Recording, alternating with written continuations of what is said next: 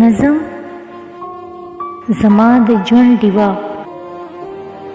زما د ژوند د ماښام بلې ډیوې ماته وویل ته ما ولې بلوې په هر ماښام کې، ما ولې سوځوې په هر ماښام کې، ما چې بل کړي زما د ټیټې رڼا په سوري تماشه کوې او یو نه ختمېدونکې شوګیري د ځانه تاو کې. ته ولې زما د ټیټې رڼا په رڼا د خپل ژوند ماښامونه تېرې؟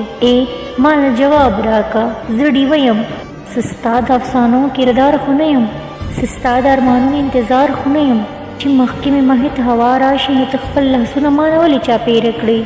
ولې ته د خپل د ژوند تېرې زما په بلولو ختمې؟ ته زما د زړه خیالونه سوځوي او د خپل زړه زخمونه پې تازه کې. ته ولې داسې کې؟ ته ولې د ګلاب د نرمو پاڼو غوندې نازک ژوند زما په رڼا تېرې؟ ولې ستا د نیمګړي ارمانونو د غمونو او د دردونو دپاره هم زما قرباني ده؟ لیونې، نن د حقیقت وجود راوله، مال جواب راکه. تا چې به سره لاسونه شنه خالونه د ګودر په غاړه په منګو جنګونه کول، نو ولې تا ته په هغه وخت کې د رنګین مازدیګر د ډېرو شنیانو سره د ډیوې د رڼا هېڅ قدر نه و؟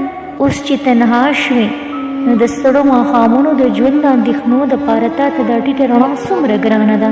ما ورته وویل بس که جذبې دې کړه کلارې، بس که تا نه مې زړه موړ شو. زما د ژوند د ارمانونو ډیوې تا دا ټیټې رڼا سورې ما لره پیغور کو. ما خو د خپل پیغلتوب ارمانونه ستا په سهاره کړي، ما خو د خپل لیونتوب خوبونه ستا په خیال کړي. ما نه یو باغي غوندې تپوس مه کوه، زه په دې تیاره تیاره ژوندون کې چیرې رڼا نه شوم، چیرې احساس نه شوم. زه د خپل سوي سوي زړه حالونه تا ته څنګه ووایم؟ د زخمي د تږي د اجل وهلي له لوغړن زړګي د ایره شوي ژوند تا ته څه ووایم؟ د نصیب اختیارمندي ته چا سره ده؟ ته زما د معصوم زړه دپاره د خپل احساس قربان کو. ستا په خندا ما نه رڼا شي ګیر چاپېره اور انقلاب مې راشي په ماښام کې او چاودن زړګي مې دا نارې کړي پلوش بله شوه ډیوه شوه، پلوش بله شوه ډیوه شوه. رڼا یې بهانه ده اوښکې ښکته تویوینه، رڼا یې بهانه ده اوښکې ښکته تویوینه.